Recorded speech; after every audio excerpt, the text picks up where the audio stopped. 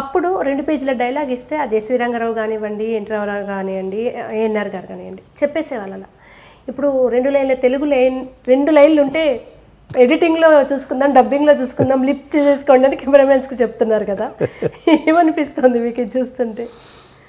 అంటే ఒక్కోసారి అనిపిస్తుంది మళ్ళీ మనం అటువంటి గోల్డెన్ డేస్ చూడలేమా, అటువంటి తెలుగు సినిమాలకు మళ్ళీ ఇప్పుడు రావా ఇక అని భయం, బాధ 2 ఉంటాయి కదా సార్.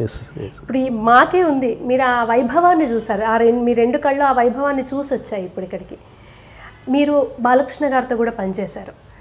ఆ డైలాగ్ డెలివరీ, ఆ ఉచ్చారణ అదంతా బాలేబాబులో మనం చూస్తుంటాం. ఆయనతో వర్క్ చేసినప్పుడు ఎలా అనిపిస్తుంది? ఎక్సలెంట్ అండి. అదే ఆయన కూడా అంతే. సినిమా అంటే మహాప్రేమ. అసలు ఆ తండ్రి గారిని పుణికిపుచ్చుకున్న మనిషి. అట్లాగే జూనియర్ ఎన్టీఆర్ అండి. మేము రాఖీ అనే సినిమా ప్రొడ్యూస్ చేశాను కదండి. అతను చిన్న అల్లరి చిల్లరిగా ఉంటాడు. అతని ఏజ్కి వాళ్ళని ఆట పట్టిస్తా, వీళ్ళని ఆట పట్టిస్తా, అట్లా ఆ సీన్ అది అతను ఎప్పుడు చదివి ఉంటాడో నాకు అసలు అర్థమయ్యదు. తారక్ షార్ట్ రెడీ అనగానే టక్ వచ్చేస్తాడండి.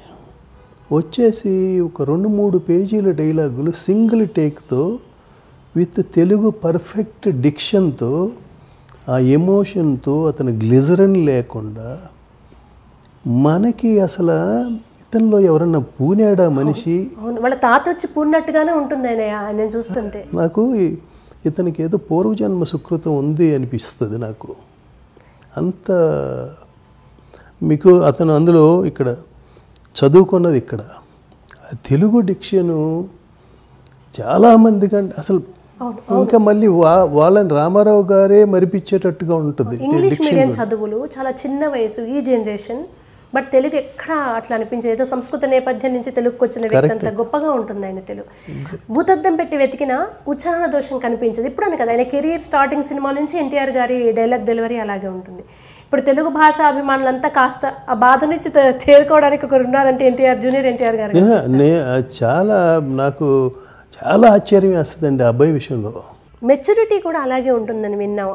సెట్స్లో అంత అల్లరిగా ఉన్నా ఒక విషయాన్ని చూసే దృక్పథం, ఒక సమస్యని, అది ఎలా ఉంటుందండి? ఎన్టీఆర్ గారు మీరు చూసారు కదా, చిన్న వయసు కాకపోతే అయ్యండి.